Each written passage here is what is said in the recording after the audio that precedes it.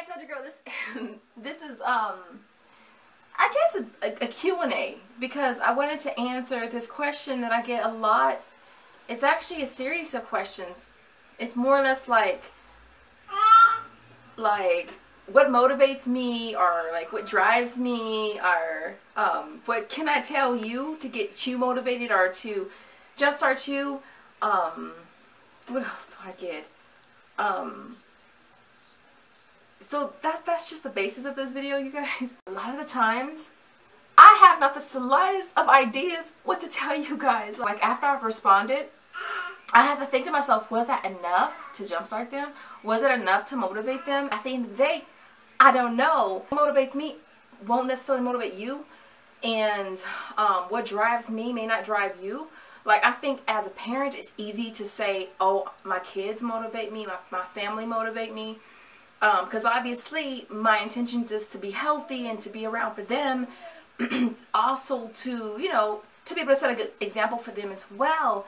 And so for me, that's like the first thing I'm going to say that motivates me or that drives me. The next thing I want to say that probably drives me is just change. Like, really being able to challenge your body in a way that creates change. Just amazing to be able to go from this to that.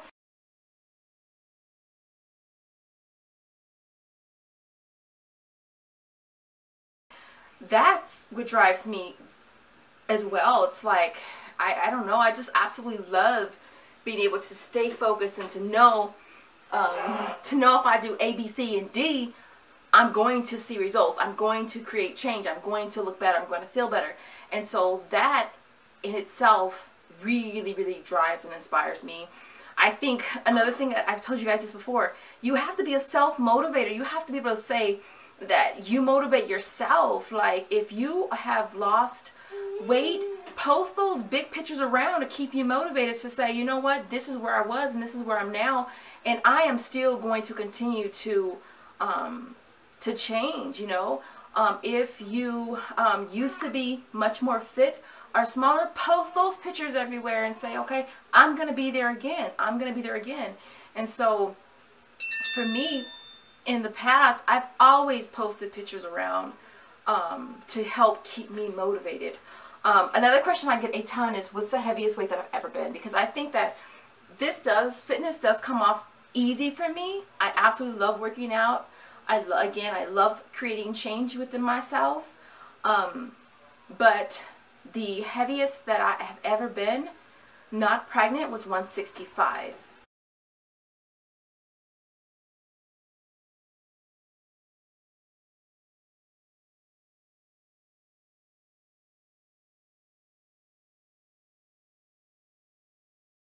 And pregnant was around 205. Most of my life I have been more fit than not fit. And I gained about the same amount of weight with both my kids, both my sons. It's just that I think with Josiah, I carried the weight a little differently, and I carried the weight differently, so I did appear or look lighter because of that. And with David, I had gestational diabetes, and I was just a blimp. And I think for me, like, looking back at my pregnancy pictures with David, that's another thing that really motivated me, because I was like, oh my gosh, I was so big. But that was something that created more drive for me to get back into shape. And so all I can say for you guys is, be a self-motivator. Post pictures to keep you motivated. Know that change is not going to occur overnight. It's going to take time.